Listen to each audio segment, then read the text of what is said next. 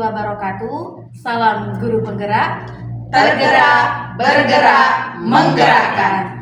Kami calon guru penggerak Angkatan 11 Kabupaten Labuhan Batu Utara. Saya Eka Damayanti Pasaribu SPD dari SDN 116262 Kampung Grojogan. Saya Eka Kartika Roma Sauli Sinaga dari SMP Negeri 1 Aik Natas.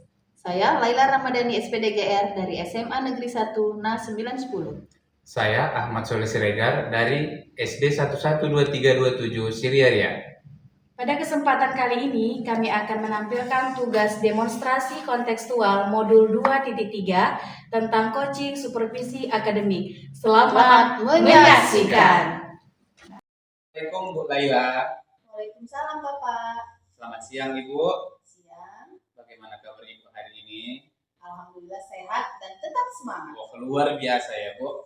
Baik Ibu, sebelum kita mulai proses coachingnya di sini, saya berperan sebagai pengamat ataupun observer yang akan melihat proses coaching Ibu nanti dengan coachingnya ya Bu. Namun sebelum Ibu memulai percakapan ini, ada beberapa hal yang akan saya sampaikan terkait rubrik penilaian dalam observasi saya nanti Ibu. Nanti untuk rubrik penilaian saya berharap adalah saya berharap agar proses percakapan nanti Ibu sudah memiliki prinsip coaching, di mana prinsip coaching itu ada 3 ya Bu. Yang pertama itu ada kemitraan, yang kedua kreatif, dan yang ketiga itu adalah memaksimalkan proses. Nah, selain itu Ibu juga memiliki kompetensi inti dari coaching Bu. Kompetensi inti dari coaching itu ada, yang pertama itu ada presence atau kehadiran penuh, yang kedua mendengarkan aktif, dan yang ketiga itu adalah menanyakan pertanyaan yang berbobot, tentunya dengan teknik rasa.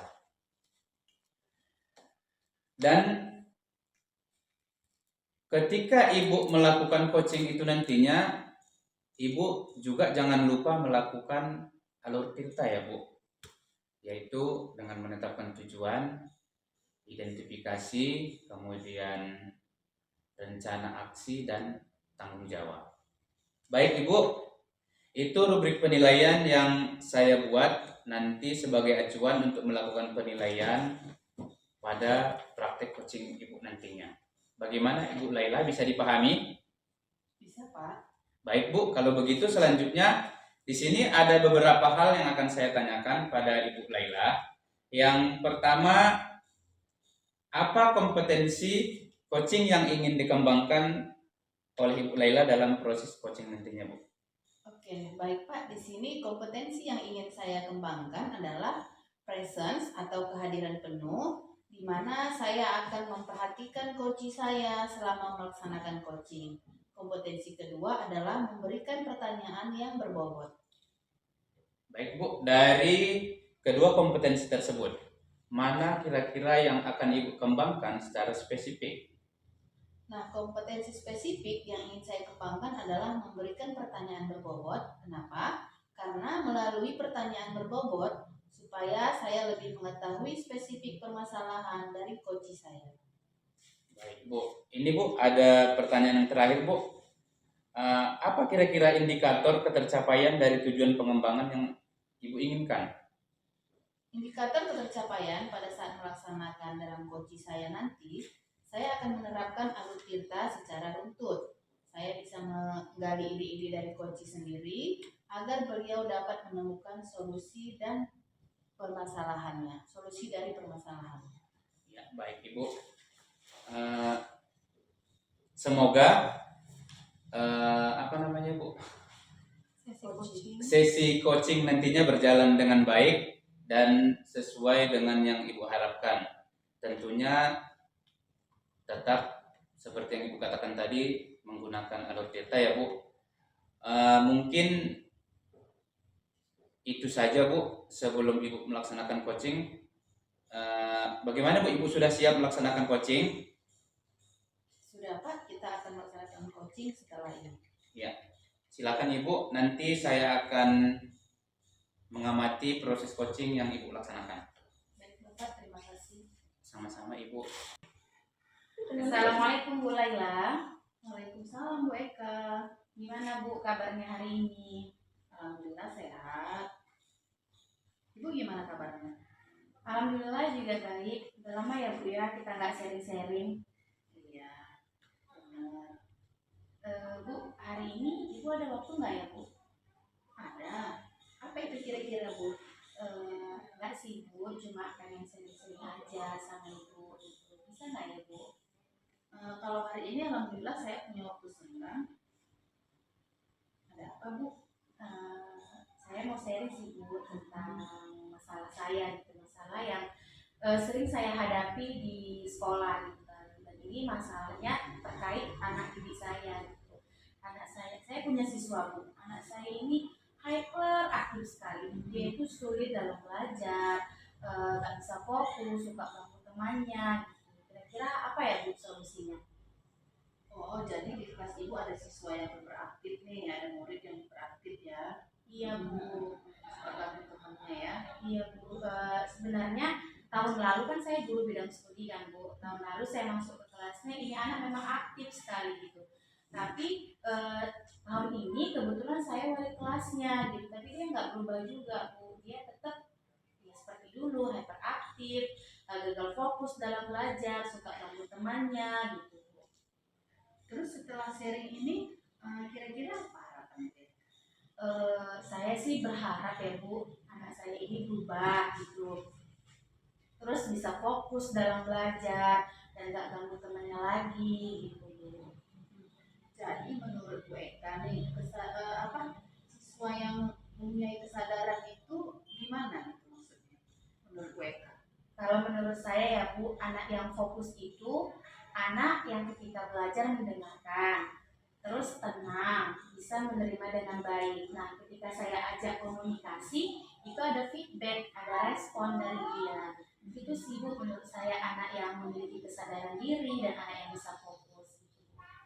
Kalau itu saya setuju tuh kalau Ibu seperti itu. Terus apa aja nih yang udah Ibu lakukan? Saya sudah nasihati Bu, saya udah nasihati, saya udah ajak bicara face to face gitu kan Bu, saya udah kasih education, atau pemahaman sama dia, tapi ini anak tetap nggak berubah juga gitu Bu. Tetap ya begitu, tetap aktif, suka ganggu temannya gitu Bu. Jadi setelah itu Ibu laksanakan ternyata tidak ada perubahan. Kira-kira apa lagi hal yang mau Ibu lakukan? Apa ya Bu, kayaknya melakukan pembelajaran sosial emosional deh Bu, karena kan anak saya ini hyperaktif. Nah sementara kan pembelajaran sosial emosional itu pembelajaran di mana anak bisa mengontrol diri, mengontrol emosinya gitu Bu. Jadi kayaknya pembelajaran sosial emosional cocok nggak sih Bu untuk anak saya yang hyperaktif ini gitu Bu? Oh, it's very nice, good job, itu hebat sekali dan saya setuju penerapan PSE sangat bermanfaat untuk mengontrol diri. Terus menurut Bu Eka nih, seberapa penting di PSE itu? OPS itu tentu penting sekali ya Bu ya, karena melalui pembelajaran sosial emosional anak mampu mengontrol diri, anak memiliki tingkat kesadaran diri yang tinggi, terus anak juga bisa menanamkan nilai-nilai keagamaan di dalamnya gitu Bu. Ini memang PSE itu kalau menurut saya sangat penting Bu, terutama untuk anak saya yang hyperaktif ini gitu. Oke. Terus yang mana nantinya yang mau Bu Eka pakai? Yang PSE kah atau yang berdiferensiasi? Kayaknya yang mau pakai saya pakai terlebih dahulu PSE deh Bu. Saya akan menerapkan pembelajaran sosial emosional dan setelah itu baru saya melakukan pembelajaran berdiferensiasi gitu Bu. Oke ya. Kapan nih kira-kira akan Ibu mulai atau laksanakan? Kan kalau pekan ini kan masih ujian ya Bu, Yes. posisinya kan masih ujian. Kayaknya ini akan saya terapkan pekan depan ya Bu, karena kan sudah mulai pekan efektif tuh, udah mulai pekan aktif belajar. Kayaknya PSE dan pembelajaran berdiferensiasi nanti ini akan saya laksanakan di pekan depan. Oke. Terus kira-kira siapa yang terlibat? Yang terlibat pasti saya sebagai wali kelasnya gitu kan Bu, dan kemudian saya juga akan minta bantuan beberapa dari guru bidang studi lainnya, dan di mana nanti saya akan memberi pemahaman kepada guru bidang studi bahwasanya anak saya ini memang hyperaktif gitu. Kayaknya beberapa guru bidang studi akan terlibat dan pasti saya selaku wali kelasnya. Oke deh Bu Eka, selamatlah mengerjakan apa rencananya. Nanti saya dengar lagi yo gimana ininya hasilnya gitu. Nanti coaching kita kita ini lagi ya, ingatkan kemarin. Baik Bu, wah terima kasih ya Bu. Kayaknya saya udah merasa lebih lega nih, udah dapat nih solusi untuk mengatasi anak saya yang hyperaktif ini tadi. Jadi kayaknya coaching ataupun sharing-sharing ini akan saya lanjutkan lagi deh Bu. Nanti ketika ini sudah saya lakukan, saya akan hubungi Ibu lagi, bisa kan Bu? Oh bisa, tentu saja. Saya tunggu loh Bu. Oke, baik. Terima kasih ya Bu atas waktu Ibu, dan terima kasih juga sehingga saya bisa menemukan solusi dari permasalahan saya. Baik Bu Eka, sama-sama. Baik, terima kasih Bu Dani. Assalamualaikum. Waalaikumsalam warahmatullahi wabarakatuh. Teman-teman. Alhamdulillah ya Bu, coachingnya berjalan dengan baik dan lancar. Tadi saat sebelum melakukan coaching, saya sempat menanyakan indikator ketercapaian dari indikator-indikator yang diinginkan Ibu sebelum melaksanakan coaching. Indikator apa saja yang sudah dicapai pada saat melakukan coaching tadi, Ibu? Baik Pak, tadi saya sudah melakukan proses coaching. Berdasarkan hasil coaching tadi, saya sudah melakukan proses coaching sesuai dengan alur cerita. Menanyakan tujuan sebelum melakukan percakapan. Kemudian saya sudah mengidentifikasi dengan menanyakan kepada coach informasi terkait permasalahannya. Dan saya juga menanyakan rencana aksi yang akan dilakukan. Kemudian di akhir saya juga sudah meminta coach untuk menjalankan tindakan tersebut dan bertanggung jawab seperti itu. Baiklah Ibu, sudah bagus sekali ya Bu. Tadi saat melakukan coaching, saya perhatikan Ibu sudah melaksanakan coaching dengan menggunakan alur kita, di mana Ibu sudah mengidentifikasi permasalahan pada coach dengan memberikan pertanyaan berbobot, sehingga coach dapat menemukan sendiri solusi dari permasalahan yang dihadapinya.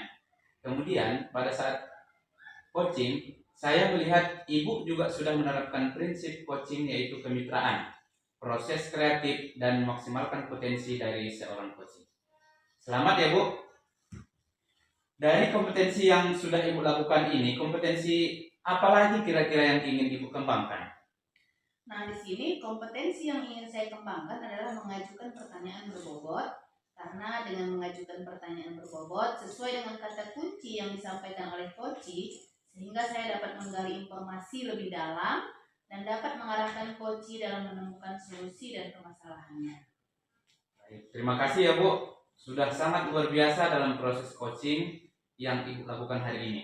Semoga kita bertemu di lain kesempatan dengan berbagai pengalaman kembali. Sampai ketemu lagi di perjumpaan selanjutnya. Demikian dari saya Bu. Assalamualaikum warahmatullahi wabarakatuh. Waalaikumsalam, terima kasih Bapak. Sama-sama Ibu.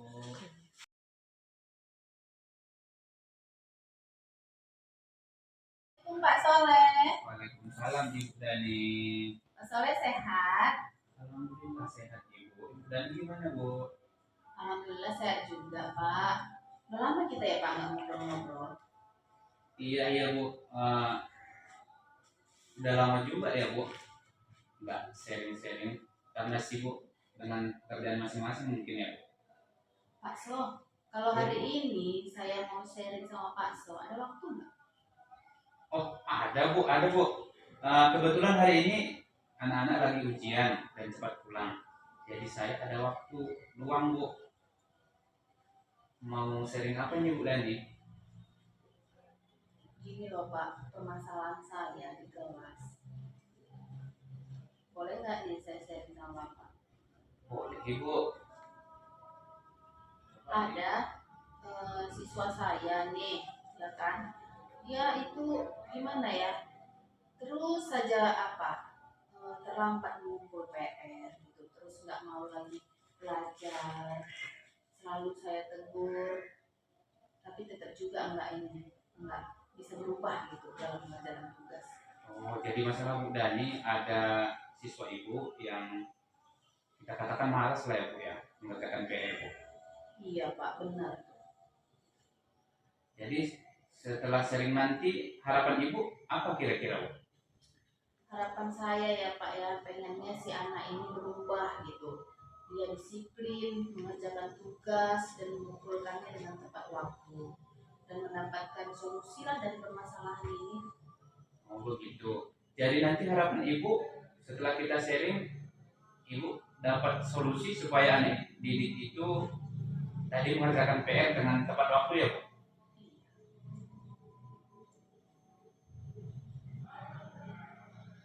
Selain itu ada lagi kira-kira, Bu?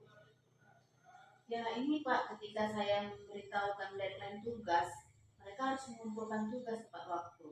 Terus mereka juga nggak boleh mengerjakan tugas itu di sekolah gitu, di saat mau baris baru mengerjakan tugas atau selesai baris baru mengerjakan tugas. Gitu.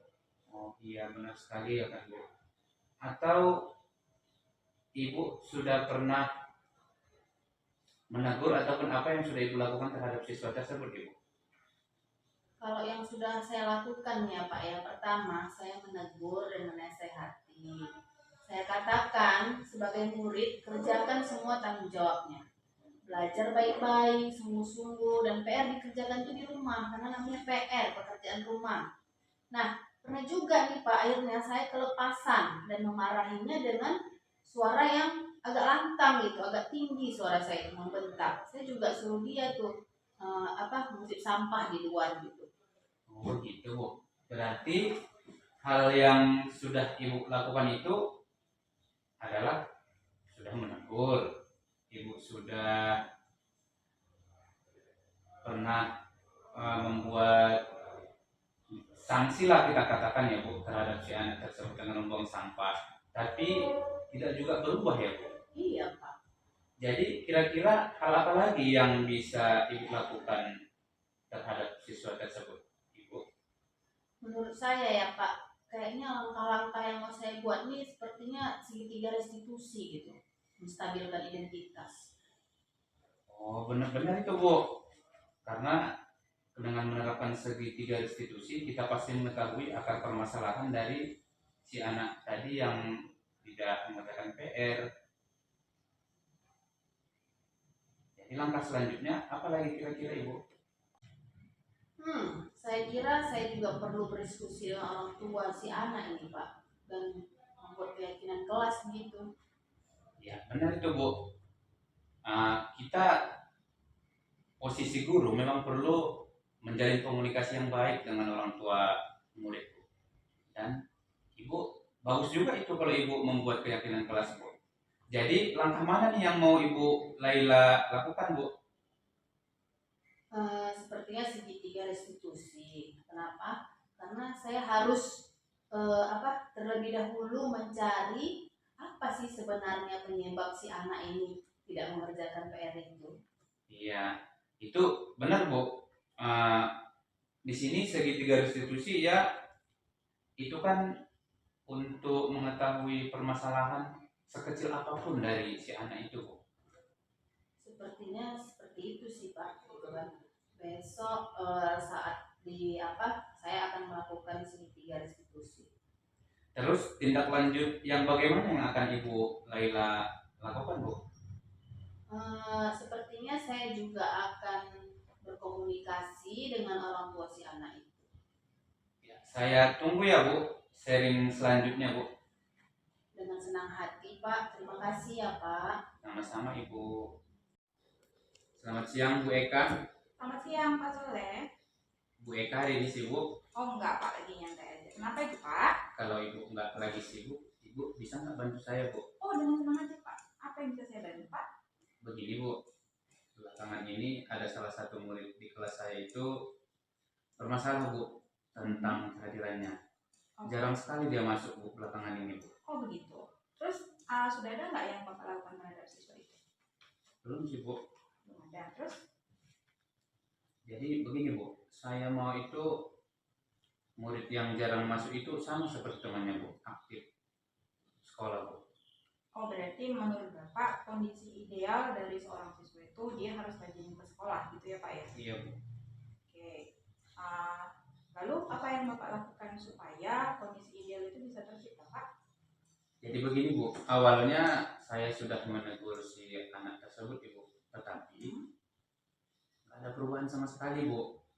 Padahal saya sudah mencoba melaksanakan segitiga restitusi dan memberikan pendekatan secara individu Bu. Oke, begitu ya. Setelah dilakukan restitusi, boleh saya tanya, apa yang mendasari siswa tersebut jarang masuk ke sekolah? Jadi begini Bu, setelah saya melakukan restitusi, alasan si anak tersebut jarang masuk sekolah karena katanya dia itu sering menjaga adiknya Bu, karena orang tuanya itu bekerja ke ladang Bu. Oke, jadi menurut Bapak kondisi seperti itu tidak ideal ya Pak ya? Nah, menurut Bapak situasi idealnya seorang siswa itu harusnya seperti apa ya? Menurut saya itu Bu, si anak ini ya sama seperti teman-temannya Bu, rajin masuk ke sekolah Bu, setiap hari Bu. Oke, baik Pak. Sejauh pengalaman Bapak mengenal siswa ini, kira-kira apa ya hal penting yang harus Bapak lakukan untuk siswa tersebut? Melakukan komunikasi dengan orang tuanya Bu, mungkin salah satunya Bu. Oke, ide-idenya bagus Pak dan saya setuju sekali dengan itu. Lalu, apakah menurut Bapak kalau sudah ketemu dengan orang tuanya itu akan bisa menciptakan kondisi yang ideal? Menurut saya Bu, kalau saya sudah melakukan komunikasi ataupun berjumpa dengan orang tuanya, itu mungkin bisa Bu. Oh, bisa ya? Iya. Karena orang tuanya juga akan mengetahui permasalahan si anaknya, bahwa si anaknya itu jarang sekolah Bu. Oke, begitu. Nah, Bapak udah tahu nih idenya harus mau berkomunikasi dengan orang tuanya. Nah, kapan nih Pak kira-kira rencananya akan Bapak lanjut melakukan? Rencananya Bu secepatnya, karena nggak mungkin dalam minggu ini Bu, karena minggu ini kan kita masih melaksanakan ujian Bu, ujian pertengahan semester Bu. Jadi mungkin minggu depan lah Bu saya laksanakan Bu.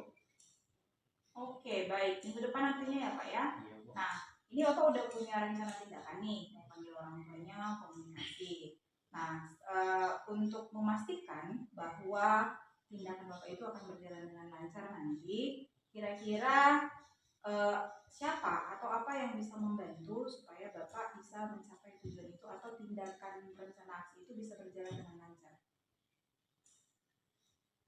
Saya membutuhkan bantuan dari teman-teman guru lah mungkin Bu. Ya.